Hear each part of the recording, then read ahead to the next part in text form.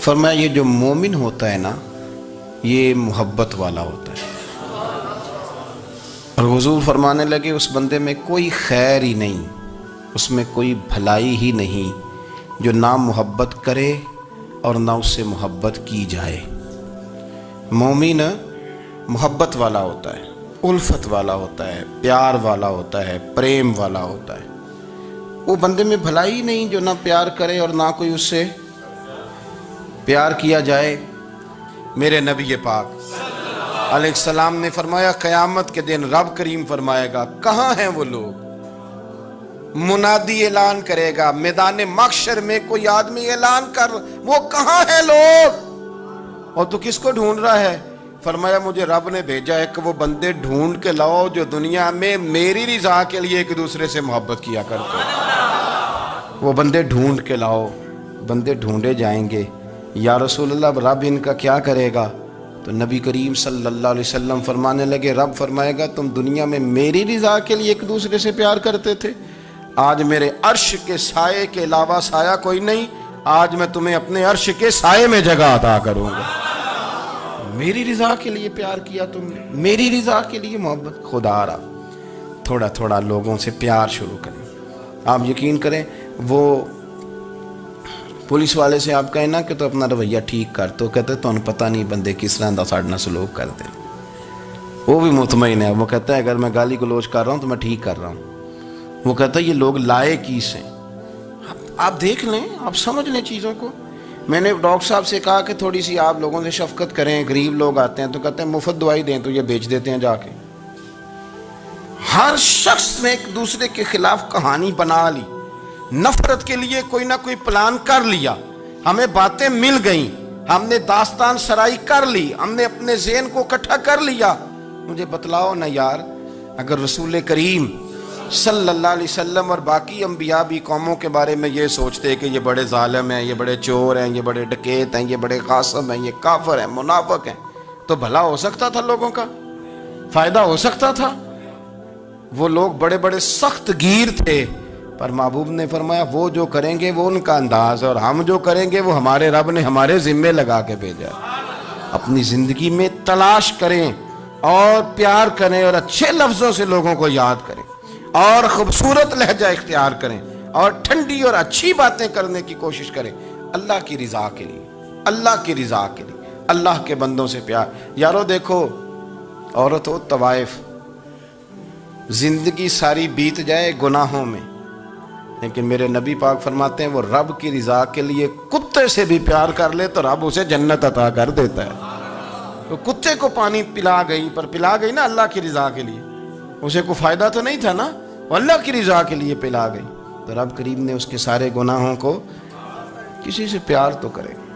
میں اکثر کہتا ہوں کہ میاں بیوی کا جو رشتہ ہوتا ہے نا، اس کو اللہ پاک نے نا قرآن پاک میں اپنی نشانیوں میں سے ایک نشانی قرار دیا ہے۔ ان دونوں کی وجہ سے گھر چلنا ہے، بچوں کی پرورش ہونی ہے، نظام زندگی۔ آپ گھر سکون کے لیے جاتے ہیں، اطمینان کے لیے، آپ اپنے گھر کے اندر جیسے بھی ہوں آپ کہتے ہیں یہاں مجھے کوئی پریشانی، یہ میرا اپنا بیڈ ہے، اپنا بستر ہے۔ لیکن اگر اسی رشتے میں جب آپ بیج بوئیں تو سب سے پہلے دولت کا بوئیں۔ اگر لڑکے والے یہ لالچ کرتے ہیں نا لڑکی کیا لے کے آئے گی، تو لڑکی والوں کا بھی لالچ ہوتا ہے کہ لڑکا کماتا کیا ہے، ان کو بھی پتہ ہوتا ہے کہ کتنے پیسے لاتا ہے، کیا کمائی ہے، کتنا کو جھاڑو پھیر لیتا ہے۔ آپ نے جب بنیاد یہ رکھی، مجھے دیانتداری سے بتانا کہ پورا نیک ہو، پورا شریف ہو، پورا پرہیزگار ہو، لیکن دولت صحیح نہ کماتا ہو تو رشتہ آسانی سے ہو جاتا ہے۔ وہ بس سارا کچھ ٹھیک ہے، صرف کمائی تھوڑی سی کم ہے، وہ مشکل سے گزارا ہوگا، وہ کہتے ہیں نہیں جی نہیں، بھوکے تو نہیں نہ مرنا۔ کیوں؟ ہم نے اس کے اندر جب دولت کو شامل کر لیا، آ گئی دولت، تب جس رشتے کی بنیادی دولت پہ ہوگی وہاں آپ وفا تلاش کریں گے، وہاں آپ خلوص تلاش کریں گے، وہاں ہم للہیت تلاش کریں گے، اللہ کرے ہو جائے۔ لیکن وہ ہمارے مائنڈ سیٹ میں یہ بات ہوتی ہے کہ یہ جو معاملہ ہے یہ گڑبڑ ہے۔ اگر رضا الہی مقصود ہو، اگر اللہ کی رضا مقصود ہو، حضرت فاطمہ بنت قیس ایک صحابیہ تھیں، انہیں طلاق ہو گئی، ان کے لیے دو رشتے آئے، ایک حضرت عبدالرحمن ابن عوف کا مالدار ترین آدمی تھے، اور ایک حضور کے غلام تھے، وہ بڑے غریب تھے، مسکین تھے۔ ان کے والدین کی خواہش تھی کہ عبدالرحمن ابن عوف سے شادی ہو جائے، وہ بھی تو بڑے نیک ہیں، پارسا ہیں، عشرہ مبشرہ ہیں۔ حضرت فاطمہ بنت قیس نے کسی بندے کی ڈیوٹی لگائی، کہنے لگی پتہ کرو نبی پاک کی رضا کیا ہے، حضور کی رضا کدھر ہے؟ تو پتہ چلا حضور کی خواہش غریب کی طرف ہے۔ تو وہ خاتون اپنے ماں باپ کو کہنے لگی میرا نا اس غریب سے رشتہ کرا دو۔ انہوں نے کہا پتر، بیٹیوں کے بارے میں ماں باپ بڑے احساس ہوتے ہیں، ہم چاہتے ہیں کہ عبدالرحمن ابن عوف مالدار ہے تو وہ بھی تو نیک ہے نا، حضور نے دنیا میں جنت کی بشارت دی اور ان کا بڑا اعزاز ہے، حضور نے ان کے پیچھے نماز پڑھی، بڑا مرتبہ بڑا مقام والا صحابی ہے، وہ تو غریب آدمی ہے، اور پھر حضور نے حکم تو نہیں نہ دیا، خواہش کا اظہار کیا ہے۔ اس بی بی کے جملے بڑے شاندار ہیں، کہنے لگی آپ مجھے اللہ کی رضا کے لیے نا میرے نبی کے حوالے کر دیں، مجھے امید ہے اللہ رسول مجھے کبھی ضائع نہیں فرمائیں گے، مجھے حوالے کریں رسول کائنات کے۔ چھوڑیں کو ضروری ہے دنیا داری ہر طرف دیکھنا، کہیں کوئی کام ایسا بھی تو ہو نا جو محبت کے زور پہ ہو، جو محبت کے لیے ہو، باقی فروغ محبت میں اپنا کردار ادا کرو۔ دیکھیں نا حضور صلی اللہ علیہ وسلم نے فرمایا جس نے محبت کے ساتھ ماں باپ کا چہرہ دیکھا اللہ اسے کامل حج کا ثواب عطا کرے گا۔ لیکن حدیث میں جو حضور نے شرط لگائی اس شرط کا خیال رکھنا ہے، کس طرح چہرہ دیکھنا ہے؟ فرمایا ماں باپ کا چہرہ دیکھو، کس طرح؟ اچھا یہ حدیث بتاتی ہے کہ کچھ لوگ ایسے ہیں جو چہرہ دیکھتے ہیں پر محبت سے نہیں دیکھتے۔ ابا جی کی کچھ باتیں کڑوی بھی لگتی ہیں نا، تو کئی دفعہ کچھ بچے چہرہ دیکھتے ہیں پر محبت سے نہیں دیکھتے، تو حضور نے فرمایا تو محبت سے چہرہ دیکھ، تیرے رسول کا وعدہ ہے رب مقبول حج کا ثواب دے گا۔ صحابی عرض کرنے لگے یا رسول اللہ صلی اللہ علیہ وسلم اگر میں 2 دفعہ دیکھوں؟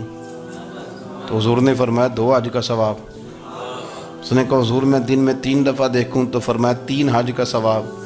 اس نے چوتھی بار کی بات کی تو حضرت ابو ہریرہ فرماتے ہیں حضور نے فرمایا تو جو پوچھتا رہے گا اور میں بتاتا رہوں گا تو بات ختم نہ کریں، حضور حکم کریں، فرمایا تو 100 دفعہ دیکھ اللہ 100 حج کا ثواب عطا کرے، بات کو ختم کرتے ہیں۔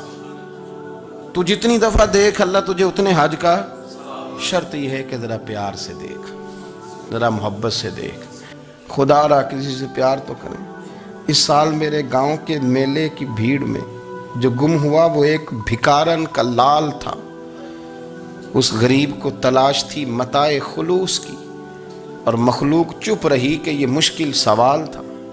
یار کوئی شخص ایسا بچا ہی نہیں جس سے لوگ امید کریں، توقع کریں کہ مجھے یہ اپنا کندھا دے گا میں سر رکھ کے رو لوں گا۔ کوئی ایک ایسا شخص ملا ہی نہیں جس کے بارے میں لوگ کہیں کہ بڑا مخلص ہے یار، اتنی بڑی میرے محبوب کی امت، ہر حکومت غلط، ہر شخص غلط، ہر بندہ برا، ہر جماعت بری، اللہ کی رضا کے لیے کچھ لوگوں کے لیے فروغ محبت کا بھی فریضہ سر انجام دیں۔ کیسے لوگوں کو یہ بات سمجھائی جائے؟ حضرت ابو ادریس خولانی رضی اللہ تعالیٰ عنہ تابعی ہیں، حافظ منذری نے الترغیب و ترہیب میں لکھا ہے، فرماتے ہیں کہ حضرت ابو ادریس خولانی کہ میں دمشق کی جامع مسجد میں گیا تو میں نے ایک چمکدار چہرے والا، سیاہ داڑھی والا، چمکتے دانتوں والا خوبصورت نوجوان نبی پاک کی حدیثیں بیان کرتا دیکھا۔ اس کے چاروں جانب حضور کے غلام بیٹھے تھے۔ میں نے ایک شخص سے کہا یار بڑا حسین چہرہ ہے، بڑا ہی خوبصورت انداز ہے، کون ہے بندہ؟ انہوں نے کہا آپ نہیں جانتے، یہ صحابی رسول حضرت معاذ ابن جبل ہے رضی اللہ تعالی عنہ۔ حضرت معاذ ابن جبل کا انتقال بھی کوئی 40 سال کی عمر سے پہلے ہو گیا تھا، لیکن ان پر حضور کا اعتماد اتنا تھا کہ حضور نے اپنی حیات ظاہرہ میں گورنر بنایا انہیں صوبے۔ چمکدار دانت، حدیثیں بیان کر رہے ہیں۔ حضرت ابو ادریس خولانی رضی اللہ تعالیٰ عنہ کہتے ہیں رش بڑا تھا، میرے دل میں خواہش ہوئی کہ آج تو لوگ زیادہ ہیں، کل لاؤں گا ملاقات کروں گا۔ کہتے ہیں اگلے دن میں اپنی طرف سے سب سے پہلے گیا، پر حضرت معاذ ابن جبل تو مجھ سے پہلے مسجد میں موجود تھے اور وہ نفل پڑھ رہے تھے، اللہ اللہ کر رہے تھے۔ تو میں نے ان کے ساتھ سلام لی، فرمانے لگے کیسے آئے ہو؟ تو میں نے کہا حضور کل آپ کو دیکھا ہے، آپ کی باتیں سنی ہیں، تو گویا آپ کا تو چہرہ ساری رات میری آنکھوں کے سامنے رہا۔ تو میں تو سویرے زیارت کی غرض سے حاضر ہوا